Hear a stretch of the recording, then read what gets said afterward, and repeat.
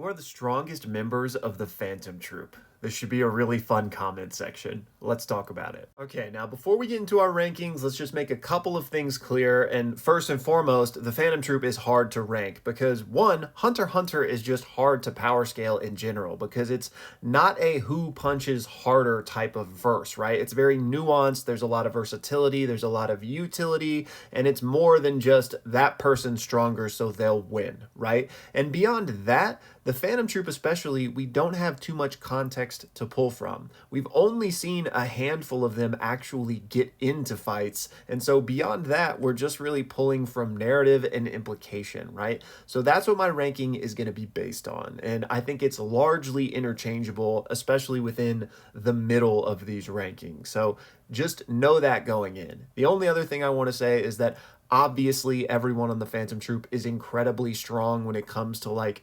fighting the vast majority of the world of Hunter x Hunter. So it's not saying that, they are fodder or anything, but amongst themselves, there's clearly going to be kind of a hierarchy, right? And I think of the troupe members, there are clearly people that are there more for their utility as opposed to their combat prowess. So that's kind of the main thing I'm using to differentiate here. But as always, I want to hear y'all's thoughts on this in the comments, but let's get into it. And actually, a good launching point here is a literal tier list of their strength that is 100% canon because Tagashi is the one that gave this to us.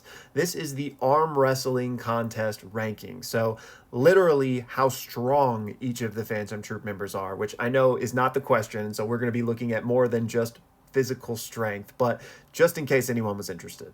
All right, so coming in hot to kick us off at number 15, I've got Kuto P, and I really don't think too many people would argue against this one. We never see Kuto P fight before his untimely demise, and I would say clearly he's in the Phantom Troupe due to his unique ability with gallery fake, something they put to use all of the time. Next up at number 14, I've got Pakunoda, and it's same story, different day. Just like with Kuto P, I believe she is here for the utility of her nin ability, the way they can use her to figure out things, make people forget things. She is obviously critical to their thieving and their overall success. So she's not the one they're going to be throwing into any fights, but I think she can take Kuto P. Next, at number 13, I've got Kaluto Zoldyck, and this one was a bit hard to place because he's one of the newer members, he's younger, but he's a Zoldyck, right? They are built different. And we do get to see a little bit of combat when he faced off against one of the Chimera Ants, and definitely didn't mess around. But also, interestingly, in that same sequence, we find out just how out of his depth he is compared to the other Phantom Troupe members, at least the ones that were there fighting the Chimera Ants alongside Kaluto, which wasn't all of them. But Kaluto previously thought it's going to be really easy for me to rise in the ranks and get number 2, but was quickly humbled, being like, I got a long way to go. So I feel pretty good about putting Kaluto above the non-combat members, Kuto P and Pakunoda, but we don't know enough to really firmly place Kaluto above many of the other members yet. Could he be? Sure, but for now, I'm putting him at 13. Next, coming in at number 12, we've got everyone's favorite maid, Shizuku, and she too is one of the utility members of the troupe. And by the way, what makes a utility member versus a combat member is one, their ability. Obviously, somebody like Kuto P, Pakunoda, and Shizuku, their abilities aren't really about fighting, but rather cleaning up or reconnaissance, etc., right? And we know this not just based on implication, but also Chrollo explicitly tells us that Shizuku, Pakunoda, and Shaar are in charge of recon and cleanup, and it's up to the rest of the troupe to defend them. So obviously he didn't specifically mention Kuto P there, but I would still say that's fairly obvious. Anyways, the reason I have Shizuku at 12 and above some of those other utility members is because we actually get to see her fight, and we can see that she has some skills in that realm. And next up, speaking of Shaar, I got him at number 11 because even though we see him fight and we even see him go Super Saiyan when he manipulates himself, he is still one of the utility members of the troupe as told to us by Chrollo himself. So yeah, he's got hands and he can handle himself, but I think he's toward the back end of this list given everyone else's strengths. Now, as we move into the top 10, it gets really contentious. And honestly, I think of these next 5 people, they're all interchangeable. You could place them anywhere between 10 and 6, as we're about to. But personally, I'm throwing Machi at number 10 because I do think she skews a bit more toward utility for the troupe, in that she's a healer, right? She's the one that will come and stitch everybody up after they've been in battle. But that's not to say that she can't hold her own combat-wise as well. I think she can, and I think the main reasons for that are one, Hisoka's interest in her.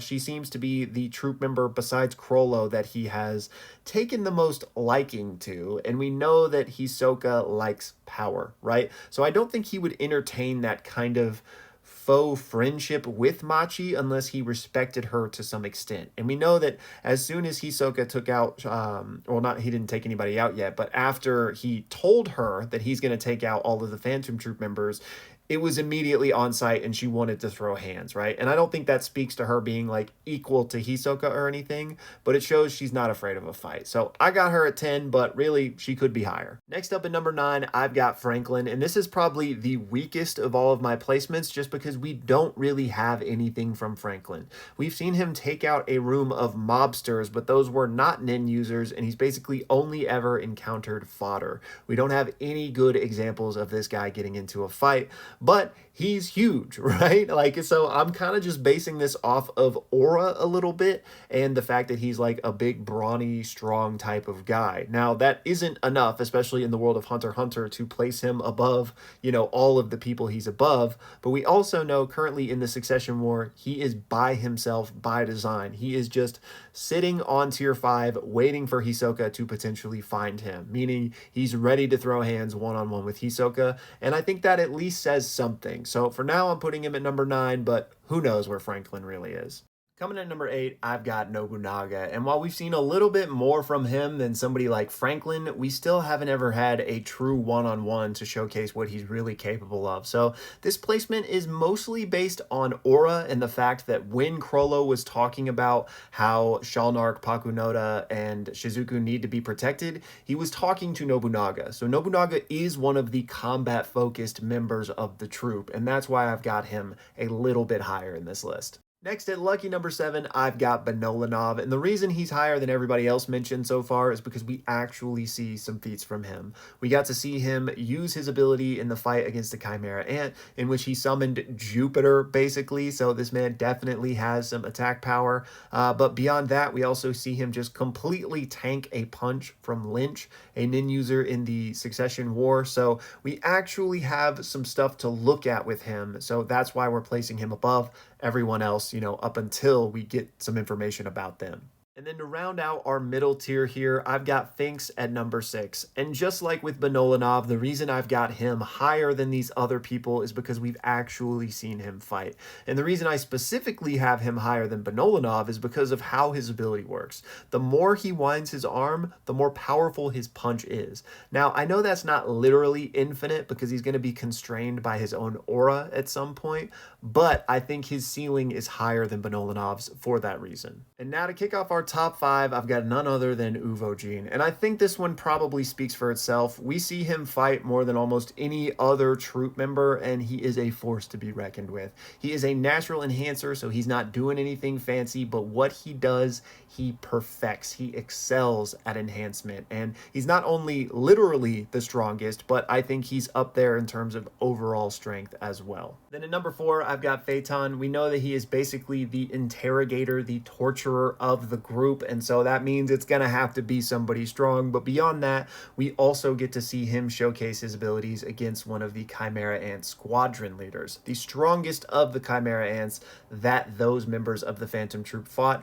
And we know that he was rusty during all of that, basically just playing around. And oh yeah, he can basically summon the sun. So I definitely think Phaeton is one of the strongest combat-focused members of the group, but honestly, it's probably a toss-up between him and Uvogin. I'm just giving him the edge because of the whole sun thing. Now to kick off our top 3, I've got Illumi Zoldyck, and I think this one speaks for itself. The aura alone, the terrifying feats of which we have seen this man accomplish with his needles is just next level. But above all of that, I think Hisoka's assessment of Illumi says the most. We know that Hisoka considers Illumi a good opponent and is someone he wants to fight, just like Chrollo, just like an eventual Gon, and we know that Hisoka hasn't made any such comments about any other of the troop members. So to me, that puts Illumi above all of the rest of them. So I've got him firmly at number 3. And And that, of course, just leaves us with Hisoka and Chrollo for spots 1 and 2. And to me, they are in an entirely different tier all their own, and they are roughly equal. So I am giving 1 and 2 to both of them. What I will say is that right now, like, you're going to force me to pick a winner in their eventual, rematch. I'm going Hisoka due to his postmortem nin and narratively just where Chrollo's at, where the story with the troop is going, the fact that he won the first round. I would assume that Hisoka has the edge right now because we know that Chrollo needed a whole year of prep to guarantee his victory. But what I will say is that doesn't mean that he would have lost had they just had an impromptu fight. All it means is that he might have lost and he didn't want to fight Hisoka until he could guarantee that he could win. But that was pre-mortem nin Hisoka, and now we do have post-mortem nin. So he's even stronger and more capable than he was before, and Chrollo is potentially less prepared than he was before. So that's why I'd give the slight edge to Hisoka. But in terms of ranking them, I'm not going to. I can't. I think they're roughly equal. They're strong in very different ways, but both of them are just, like I mentioned, a league above every other Phantom Troop member, in my opinion, including Illumi, Phaeton, Uvojin, who I would say are the other kind of like S-tier members. They're in a league of their own. So they share the top spot, and y'all can argue with the wall in the comments if you think one is definitively stronger than the other, because I just simply don't think that's the case. So that's going to do it, y'all. Those are my rankings as best I can gauge it right now. But like I mentioned at the start, the like 7 to 8 people in the middle are largely interchangeable. It's just the very bottom and the very top I feel really confident in. But as always, subject to change as we get new information. And before anybody says in the comments, like, why did you include Hisoka? He's not a member of the Phantom Troop. He, for the most part, was a member for a large portion of this story. So I included him. If that makes you upset, just, remove him in your mind. Chrollo's number 1. Everyone else moves up a spot. But I do want to hear y'all's thoughts, so please let me know who your rankings would be down in the comments. And also, huge shout out to Dim Ninjas, who sent in some support and some kind words and asked me for this ranking. Thank you so much for your generosity, man, and thank all of you for watching.